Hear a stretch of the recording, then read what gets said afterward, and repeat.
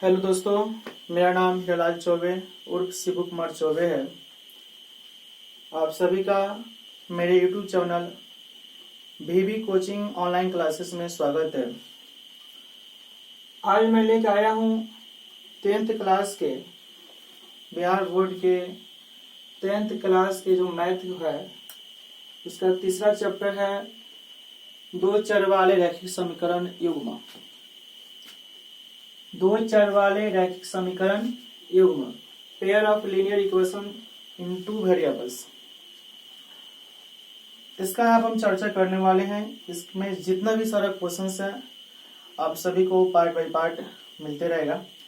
इसके अलावा 10th class के जितने भी सारे विषय हैं, मैथमेटिक्स हुआ, साइंस हुआ, सोशल साइंस हुआ, संस्कृत हुआ, हिंदी हुआ, इंग्लिश हुआ, इन सभी का वीडियो आपको मिलते रहेगा मेरे यूट्यूब चैनल के माध्यम से। अब चालू हो चुका है। इसके अलावा 9th क्लास का भी जितने भी सारे विषय हैं उन सभी का, इंटर का भी। इसलिए आप लोग मेरे चैनल पर आइए और इन तमाम विषयों का, इन तमाम क्लासों का बारे में आप अध्ययन कीजिए, जानकारी कीजिए। और साथ साथ में आप वीडियो देख रहे हैं तो मेरे चैनल को सब्सक्राइब भी कीजिए और उसके बगल में बेल आइकन का घंटी आता है उसको क्लिक कीजिए ऑल पे, ताकि मैं जो भी वीडियो डालूं वो आपको तुरंत मिलते रहे, है ना। उसके अलावा वीडियो को लाइक भी कीजिए, साथ में अपने जितने भी सारे फ्रेंड्स हैं उनमें शेयर भी कीजिए ताकि उनको भी फायदा मिले।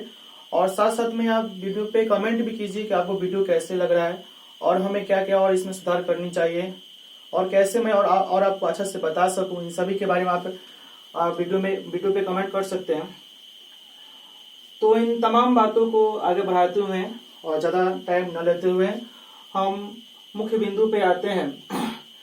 तो 10th क्लास के जो तीसरा चैप्टर है मैथ के, इसके पर दो चैप्टर आपको बच रहा है जो छूट रहा है, जैसे कि पहला है वास्तविक संख्या और दूसरा है बहुपद। तो यह मैं अपने कोचिंग में पढ़ा चुका हूँ, इसलिए उस पर चर्चा नहीं कर रहा हूँ, लेकिन आप लोग कहिएगा तो उसका भी वीडियो बनेगा। खैर, इसकी हम बात करते हैं दो चर वाले रैखिक समीकरण युग्म। सबसे पहले हम जानेंगे कि यह क्या है। इसका नाम दो चर वाले रैखिक समीकरण युग्म क्यों पड़ा, क्या है, इसके बारे में डिटेल्स लेंगे, तब आगे हम आगे बढ़ेंगे। जैसे कि यहाँ पे दो चर है, जैसे कि हम एक एग्जांपल यहाँ पे लिखते हैं, जैसे कि 2x + 5। इसके पहले वाले चैप्टर में आप बहुपद में पढ़े होंगे कि 2x + 5 एक बहुपद है। क्यों बहुपद है? ताकि चर, और देखिए यहाँ पे चर की मैं बात करूं तो आपको मालूम है कि चर क्या है। ए से लेकर के जेड तक जो लेटर होता है उसको हम क्या बोलते हैं? चर बोलते हैं। ए से लेकर के जो जेड तक जो लेटर होता है उसको क्या बोलते हैं? चर बोलते हैं। और अचर किसको बोलते हैं? गिनती की संख्याओं को अचर बोलते हैं। और वहीं जब चर और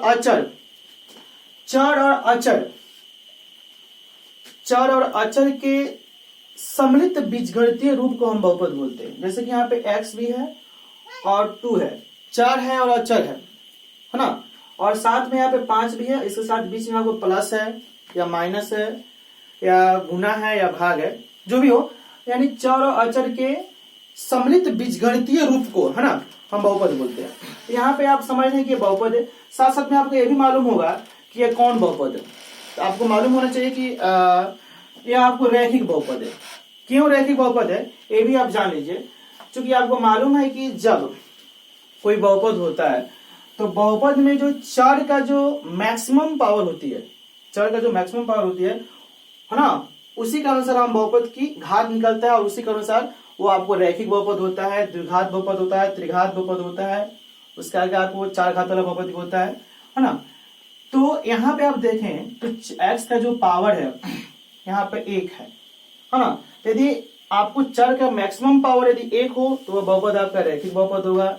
चर का मैक्सिमम पावर आपका 2 हो तो वह बहुपद आपको द्विघात बहुपद होगा। चर का मैक्सिमम पावर आपको 3 हो तो वह त्रिघात बहुपद होगा, है ना। इसी तरह तो यहाँ पे आप देखें तो चर का मैक्सिमम पावर आपको यहाँ पे 1 है ना। तो यह आपको कौन बहुपद हुआ? रैखिक बहुपद हुआ। उसके अलावा हम यहाँ पे देखें तो जब ये रैखिक बहुपद बन रहा है तो बहुपद में और समीकरण में बस यही रिलेशन है कि बहुपद में आप यहाँ पे सिर्फ यह बहुपद हो गया, है ना। लेकिन जैसे ही हम बराबर दे करके यहाँ पे कोई हम अंक लिखें, जैसे 0 लिखें या 5, कुछ भी लिखे, 1 लिखे, 10 लिखे, 20 लिखे, कुछ भी लिखे, तो अब आपको बहुपद से क्या हो गया, समीकरण हो गया। बहुपद से क्या हो गया, समीकरण हो गया। तो यहाँ पे हम पहले 2x + 5 लिखे थे, तो आपका यह बहुपद था। कैसा बहुपद था, तो रैखिक बहुपद था। जैसे ही हम बराबर 0 कर दिए, कोई भी मतलब संख्या हम लगा दिए, है ना, तो समीकरण का रूप ले लिया। तो पहले द्विघात बहुपद था, अब पहले वह रैखिक बहुपद था, अब क्या बन गया, है ना, रैखिक समीकरण बन गया, है ना। और एक और खास बात इसमें देखा जाए तो इसमें सिर्फ एक ही चर है, जो कि x है, एक ही चर है, इसलिए हम इस एग्जांपल को बोलेंगे कि यह एक चर वाला रैखिक समीकरण हुआ, राइट। लेकिन हम लोग यहाँ पे पढ़ने वाले हैं 2 चर वाले रैखिक समीकरण। तो इसी तरह होगा, बस एक और इसमें हम क्या कर देंगे, एक्स्ट्रा हम एक और चर इसमें ऐड कर देंगे। जैसे आप यहाँ पर देखें कि 2x + 5y, है ना, + 6 = 0, ऐसे भी हो सकता है ना। जैसे कि 4x + 3y = 9, ये भी हो सकता है ना। इसमें अगर हम देखें तो इसमें ये आपको समीकरण है, ये भी समीकरण है। क्यों समीकरण है, क्योंकि बराबर के बाद आपको अंक दिखाई पड़ रहा है। तो यह पहले बहुपद था, इतना था तो बहुपद था, है ना, लेकिन अब कैसे क्या हो गया है, दोनों आपको समीकरण है। इस रूप में भी हो सकता है और इस रूप में भी हो सकता है, इसमें कोई दिक्कत नहीं है। और साथ साथ में इसमें कितना चर है, 2 चर है, एक x है और एक y है। इसको हम बोलेंगे कि यह 2 चर वाला रैखिक समीकरण हुआ। यह जो आप एग्जांपल देख रहे हैं, यह एग्जांपल आपको 2 चर वाला रैखिक समीकरण हो गया। आपको समझ में आ रहा होगा कि ये 2 चर वाला रैखिक समीकरण क्या होता है ना। इसमें 2 आपको चर यहाँ पर भी है, यहाँ पर भी है ना। तो अब हम बात करते हैं कि जो 2 चर वाले रैखिक समीकरण होता है, इसका स्टैंडर्ड फॉर्म क्या होता है ना। तो आपको मालूम होना चाहिए कि इसका स्टैंडर्ड फॉर्म, जिसको हम लोग व्यापक रूप बोलते हैं, इसका व्यापक रूप आपको होता है, इसी एग्जांपल के माध्यम से आपको बनेगा कि इसका व्यापक रूप होता है 2 चर वाले रैखिक समीकरण का ax + by + c = 0। 2 चर वाले रैखिक समीकरण का व्यापक रूप होता है ax + by + c = 0। इस एग्जांपल के माध्यम से आप समझ सकते हैं, क्योंकि यहाँ पर x है, यहाँ पर y है, दोनों चर है, इसके साथ यहाँ पर 2 है, यहाँ पे 5 है ना। इस 2 को हमने a बनाया, ax, और इस 5 को हमने क्या बनाया, b बनाया। तो b, y, और यह जो आप वैल्यू देख रहे हो, कांस्टेंट वैल्यू, अचर संख्या, यहाँ पे c कर दिया, बराबर 0 हमने कर दिया, है ना। यहाँ पे देखिए, इस एग्जांपल आप कहेंगे कि इसमें तो कुछ नहीं है, बराबर के बाद 9 है, तो जब इस समीकरण को हम लोग हल करेंगे तो बराबर के बाद 9 है, तो इसको इधर लाना पड़ेगा, क्योंकि इसका स्टैंडर्ड फॉर्म बनाने के लिए 9 को इधर करना होगा, है ना। तो आपका रैखिक 2 चर वाले रैखिक समीकरण का एक व्यापक रूप हो गया ax + by + c = 0, राइट। यहां तक आपको समझ में आ रहा होगा। साथ साथ में फिर हम आगे बढ़ते हैं कि इसमें लिख रहा है कि 2 चर वाले रैखिक समीकरण युग्म। युग्म का मतलब होता है, इसको इंग्लिश में बोला जाता है पेयर, यानी एक तरह सब समझ सकते हैं कि जोड़ा, है ना। इसका मतलब यह हुआ कि यह आपको जो भी आपको क्वेश्चन आएगा, 2 समीकरण आएगा। युग्म का मतलब क्या हुआ, जोड़ा हुआ, है ना। उसमें आपको जो समीकरण होगा 2 आएगा, एक और समीकरण आएगा। जो भी क्वेश्चन होगा आपका, जो भी क्वेश्चन होगा उसमें 2 समीकरण होगा, है ना। यानी एक और आपका समीकरण होगा जिसका रूप होगा इसी तरह से ax + by + c = 0। 2 समीकरण आपको आएगा। अब देखिए, यह समीकरण भी और यह दोनों समीकरण आपको सेम हो जा रहा है, ax + by + c = 0 और ax + by + c = 0, है ना। दोनों समीकरण आपको सेम हो जा रहा है ना। इसलिए इसमें देखिए, यह पहला समीकरण हो गया और यह आपका दूसरा समीकरण हो गया। तो दोनों में अंतर करने के लिए, है ना, यह पहला समीकरण है, तो यहाँ पर आप जो देख रहे हैं अचर संख्या जो a है, इसको हम a1 कर देते हैं, यहाँ पर भी a1 कर देते हैं और यहाँ पर भी a1 कर देते हैं। यह दूसरा समीकरण होगा, तो यहाँ पे हम 2 कर देते हैं, यहाँ पर भी 2 कर देते हैं और यहाँ पर भी हम 2 कर देते हैं। तो अब आप यहाँ पे देखिए, इसका रूप बन रहा है कि a1x + b1y + c1 = 0 और a2x + b2y + c2 = 0। यह जाके आपको 2 चर वाले रैखिक समीकरण का पूरा स्टैंडर्ड फॉर्म बन रहा है। a1x + b1y + c1 = 0 और a2x + b2y + c2 = 0। मैं बार बार कह रहा हूं कि आपका जो भी क्वेश्चन आएगा उसमें 2 समीकरण होगा।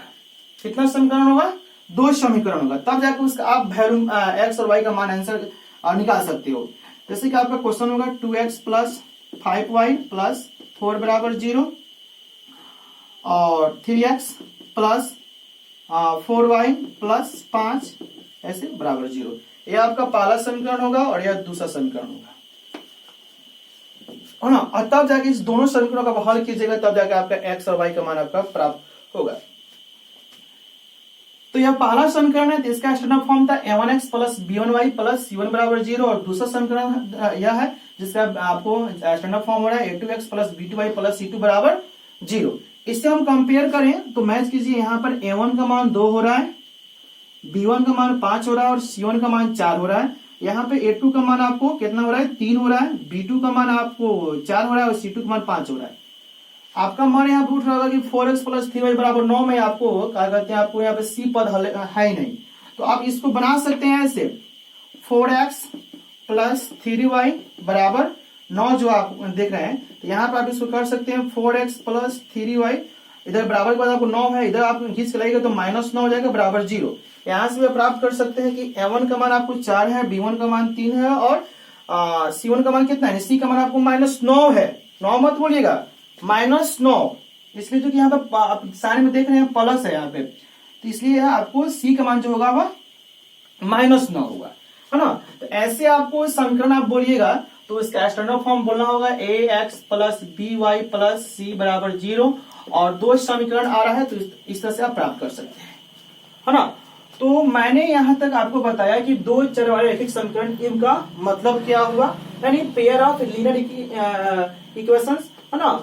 आपका जो रैखिक समीकरण का जो जोड़ा है कितने में, 2 वेरिएबल्स में आपको पढ़ना है ना। तो मैंने यहाँ पर दो समीकरण बनाया है और दोनों का व्यापक रूप बताया। अब हम आगे बढ़ रहे हैं कि कैसे हम इसको सोल्व करेंगे, समीकरण में x का मान कैसे हम निकालेंगे, है ना, x और y दोनों मान कैसे हम फाइंड करेंगे। तो यहाँ पर आप देख सकते हैं यह रैखिक समीकरण जो आप देख रहे हैं, इसको बनाने का दो तरीका है, इसको बनाने का दो तरीका है। मतलब रैखिक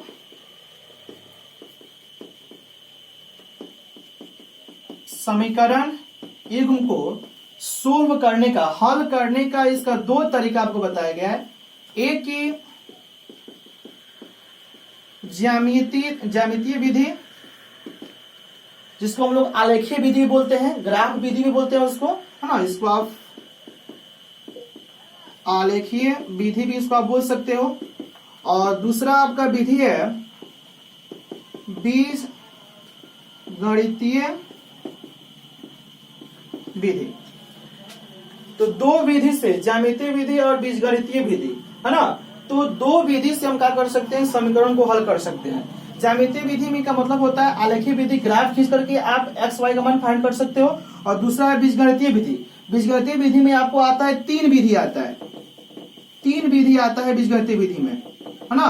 पहला आता है प्रतिस्थापन विधि, दूसरा आता है विलोपन विधि और तीसरा विधि आपको आता है बीजगुणन विधि, राइट। तो यहां से आप बना सकते हो। तो प्रतिस्थापन विधि, विलोपन विधि और क्या कहते हैं बीजगुणन विधि, इसके बारे में हम बाद में चर्चा करेंगे। यहाँ पे हम समझ रहे हैं कि ज्यामितीय विधि क्या है। ज्यामितीय विधि यानी आलेखीय विधि, जो आप विधियां पर लिखा गया उसके माध्यम से कैसे हम इसको सोल्व करेंगे। तो ग्राफ यानी आलेख यानी ग्राफ पढ़ने के लिए आपको सबसे पहले ग्राफ का पूरा स्ट्रक्चर समझना पड़ेगा।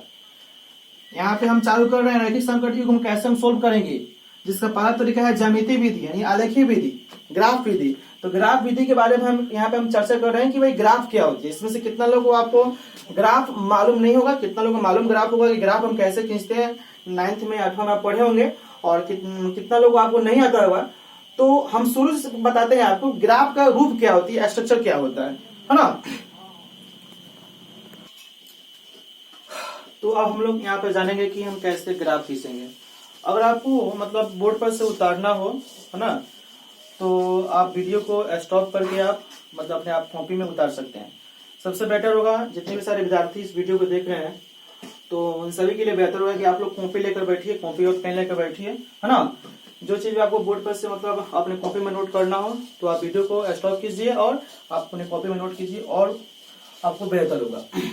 यहाँ पे हम ग्राफी विधि से कैसे सोल्व करेंगे इसको समझिए, है ना। तो ग्राफ खींचने के लिए एक प्लेन समतल जगह पे यह जो ग्राफ का जो पूरा सिस्टम है, एक गणितज्ञ है जिनका नाम आपको है रेने देक्रांते, उनके माध्यम से आपको ग्राफी विधि को सोल्व किया गया है ना। तो सबसे पहले जो प्लेन जगह होती है उस पर आप दो अक्ष खींचते हैं। कितना अक्ष खींचते हैं? दो अक्ष, जिसको इंग्लिश में एक्सिस बोलते हैं, वो आप खींचते हैं। जैसे कि एक ऐसा है ना और एक ऐसा है ना। यह जो रेखा होता है ना, इसको हम लोग बोलते हैं क्षैतिज अक्ष। क्षैतिज अक्ष। और यह जो आप लाइन देख रहे हैं इसको हम लोग बोलते हैं ऊर्ध्वाधर अक्ष। इसका एक और नाम है उदर अक्ष भी इसको बोलते हैं। इसको इंग्लिश में बोलते हैं हॉरिजॉन्टल एक्सिस और इसको इंग्लिश में बोलते हैं वर्टिकल एक्सिस, राइट है ना। इसको आप ग्राफ कॉपी पे समझिए, जैसे कि हम ग्राफ कॉपी आपको बता रहे हैं। ग्राफ जो होता है वह ग्राफ कॉपी पे ही समझा जाता है, ग्राफ कॉपी पे इसको बनाया जाता है। जैसे कि इस तरह से आपका कॉपी होगा है ना, तो इस तरह से आपका जो कॉपी होगा तो आप इसके बीचों बीच में आप जो देख रहे हैं, इसका जो मोटा लाइन आप देख रहे हैं है ना, इसी पे आप पेंसिल के माध्यम से इसका एक खड़ा लाइन नीचे खींचेंगे आप, और एक ऐसे इसके बीचों बीच से जो मोटा लाइन देख रहे हैं उसी पे है ना, इस पे एक लाइन आप खींचेंगे है ना। तो जो आपका क्षैतिज अक्ष बन रहा है इसको हम लोग एक्स अक्ष भी बोलते हैं, यहाँ पे समझते रहिए, इसको हम एक्स अक्ष भी बोलते हैं। और यह जो ऊर्ध्वाधर अक्ष आप देख रहे हैं इसको हम लोग वाई अक्ष भी बोलते हैं, इसको वाई अक्ष, वाई एक्सिस भी बोलते हैं इसको है ना। यह बात आप समझ, हॉरिजॉन्टल एक्सिस, वर्टिकल एक्सिस, इसके और नाम है उदर अक्ष भी इसको बोलते हैं, वाई अक्ष बोलते हैं, एक्स अक्ष बोलते हैं। तो देखिए जो प्लेन जगह था इस पे हमने दो रेखा अक्ष खींचा, जिसकी वजह से यह जो आपका प्लेन जगह है ना, यह चार खंडों में डिवाइड हो गया। यह एक इधर से काउंट करते हैं, 1 2 3 और 4 खंडों में क्या हो गया, डिवाइड हो गया। यह जो दोनों मतलब अक्ष जहां पे आपको मतलब कट करता है ना, इसको हम लोग मूल बिंदु बोलते हैं, मूल बिंदु भी बोलते हैं इसको है ना। इधर देखिए यह पूरा आपका एक्स अक्ष है, यह पूरा आपका वाई अक्ष है, लेकिन मूल बिंदु की यह दाएं ओर हो जा रहा है और यह मूल बिंदु का आपको बाएं ओर हो जा रहा है ना। तो इसलिए इसको बोलते हैं एक्स, और एक्स पॉजिटिव इधर होता है, एक्स धनात्मक होता है, और इधर एक्स क्या होता है आपको ऋणात्मक, एक्स डैश इसको बोलते हैं, इधर एक्स आपको निगेटिव होता है। उस तरह वाई के ऊपर भी मूल बिंदु के ऊपर भी वाई है और नीचे भी वाई है, इसलिए इसको बोलते हैं वाई पॉजिटिव हो गया, या वाई पॉजिटिव हो गया, और यह वाई आपको निगेटिव वाई डैश हो गया, ठीक है ना। अब देखिए कॉपी पे आप जो बना रहे हैं, एक मिनट, कॉपी पे जब इसको आप बनाइएगा, खींचिएगा, तो 4 खंडों में आपको जो डिवाइड होगा है ना, तो 4 खंडों में आपका जो डिवाइड होगा तो इस तरह से पूरा लाइन आपको दिखाई पड़ेगा, इस तरह से इधर भी मोटा मोटा लाइन है ना। उसी मोटा मोटा लाइन पर हम क्या करते हैं, इसको हल्का सा गाढ़ा करते जाएंगे है ना। जो आप गाढ़ा लाइन देख रहे हैं उसी तरह दोनों चारों करेंगे, जितना बड़ा हो सके है ना आप कीजिए। जरूर नहीं कि जितना इधर उतना उधर हो, लेकिन बीच में कीजिएगा तो बराबर पूछेगा है ना, कॉपी कैपेसिटी के अनुसार। ऊपर भी आपको जो मूल बिंदु के ऊपर मोटा लाइन दिखाई पड़ेगा इधर है ना, इस तरह से आपको मोटा लाइन जितना दिखाई पड़ेगा आपको इसको गाढ़ा कर देना होगा है ना। इसका आपको नामकरण करना होगा, ऐसे कि आप अंक के माध्यम से इसको दर्शा सकते हैं। जैसे कि यह एक प्लस है, इधर के जितना दूरियां होगी आपको जो भी मापिएगा वो आपको प्लस में, इधर से आपको माइनस में, इधर ऊपर भी वाई प्लस में, इधर वाई आपको माइनस में। यहाँ पे आपका 1 है या 2 है, 3 4 5 6 7, इस तरह बढ़िए। इधर आपको -1 -2 -3 -4 -5 इस तरह कीजिए। ऊपर आपको वैसे ही 1 2 3 4 5, हम प्लस नहीं दिखा रहे हैं, प्लस में होता है, -1 -2 -3 -4 -5 ऐसे कीजिए, ठीक है। अब देखिए तो 4 खंड में यहाँ पर डिवाइड हो रहा है, 1 2 3 4, जैसे कि फर्स्ट या सेकेंड या थर्ड और या फोर्थ, 4 खंड में डिवाइड हो रहा है ना। इस चारों खंड को हम लोग चतुर्थांश बोलते हैं है ना। चारों खंड को क्या बोलते हैं, चतुर्थांश बोलते हैं। या फर्स्ट चतुर्थांश हुआ, या सेकंड चतुर्थांश हुआ, या थर्ड चतुर्थांश हुआ, या फोर्थ चतुर्थांश हुआ, ठीक है ना। चौथांश का एक और नाम है जिसको हम लोग पाद भी बोलते हैं। इसको आप बोल सकते हैं प्रथम पाद, द्वितीय पाद, तृतीय पाद और चतुर्थ पाद, है ना। इसी ग्राफ पे आप क्या कीजिएगा, मतलब किसी भी बिंदु का हम क्या करते हैं, नियामक यहाँ पे हम डिनोट करते हैं, दर्शाते हैं। एक और बात ध्यान रखिएगा कि क्षैतिज अक्ष जो आप देख रहे हैं इसका एक और नाम होता है जिसको हम लोग भुज बोलते हैं, भुज। वाई अक्ष जो आप देख रहे हैं इसको हम लोग कोटि बोलते हैं, इसका एक और यह नाम है कोटि, है ना। तो इस तरह से जैसे कि मान लीजिए कि तो कोई भी बिंदु का जो नियामक होता है, तो कोई भी नियामक हम दिखाते हैं तो सबसे पहले आपका पहले एक्स होता है और बाद में क्या होता है, वाई होता है। किसी बिंदु का जो नियामक पहले हम क्या कर दर्शाते हैं, एक्स से होता है और बाद में क्या होता है, वाई होता है। पहले एक्स बाद में वाई, पहले एक्स बाद में वाई। इस बिंदु में, इस खंड में आप देखिए तो पहले एक्स और बाद में वाई आपको दिखाना है ना। तो इसमें देखिए एक्स का जो चिन्ह है वो क्या है, इधर पूरा आपको इस खंड में एक्स का चिन्ह आपको प्लस में है और वाई का चिन्ह भी कौन सी में है, प्लस में। इसलिए यह जो चौथांश होगा इसका जो आपको रूप बनेगा वो प्लस प्लस का बनेगा, यानी एक्स का मान भी प्लस में और वाई का मान भी प्लस में। इधर आइए, इधर आप देखिए तो इधर में एक्स का मान आपको माइनस में है और वाई का मान प्लस में है। इस तरह द्वितीय चौथांश का जो आपको रूप बन रहा है ना, स्थिति जो आप देख रहे हैं माइनस प्लस, यानी पहले एक्स का मान जो होगा माइनस में होगा, वाई का मान प्लस में होगा। इस तरह आप यहाँ पे नीचे आइए, इसमें आप एक्स का मान देखिए, एक्स माइनस में आपको पूरा आएगा और वाई भी क्या आएगा, माइनस में। यानी थर्ड चौथांश का जो रूप होता है वो क्या होता है, माइनस माइनस में होता है। फोर्थ का देख लीजिए आप, यहाँ पे एक्स का मान प्लस में है और वाई का मान क्या है, माइनस में, प्लस माइनस में आपको आएगा, है ना। जैसे मान लीजिए कि आपसे पूछा जाए कि यहाँ पे 2,3 किसी बिंदु के नियामक है, -2,3 देख लीजिए, -2,-4 देख लीजिए और -3,-5 देख लीजिए। यहाँ पे देखिए तो x, पहले x होता है बाद में y होता है, तो पहले x का मान 2 है, y का मान 3 है ना। 2 भी प्लस में, y भी प्लस में, 2 3 है, इसलिए आपको यह आपको आएगा फर्स्ट चौथांश में आएगा। इसमें x का मान -2 है, y का मान 3 है, यानी x माइनस में y प्लस में, यह आपको द्वितीय चौथांश में आएगा। इसमें x मान माइनस में है और y का मान क्या चीज है, माइनस में, तो x माइनस y माइनस आपको तृतीय चौथांश में आएगा। और यहाँ पे आपको x मान प्लस में, y का मान माइनस में, यह आपको प्लस माइनस है, चतुर्थ चौथांश आपको आएगा। इस तरह बात समझ रहे हैं। यहाँ पर जो मूल बिंदु होती है इसका नियामक देखिए, यहाँ चूंकि शुरुआत यहीं से हो रहा है इसलिए इसको हम 0 बोलते हैं। तो x का मान भी 0 है, y का मान भी 0 है, राइट। एक बात और यहाँ पर समझिए कि x अक्ष पे y का मान क्या होता है, 0 होता है। x अक्ष पे y का मान 0 होता है और y अक्ष पे x का मान 0 होता है, राइट। एक बार और सुन लीजिए कि x अक्ष पे क्या होता है, y का मान 0 होता है और y अक्ष पर क्या होता है, x का मान 0 होता है, ठीक है ना। तो इस तरह से आपको ग्राफ का रूप आप यहाँ पे समझ रहे हैं, ठीक है ना। आप इसको नोट कर सकते हैं, वीडियो को स्टॉप करके आगे आपको हम बता रहे हैं। तो जैसे देखिए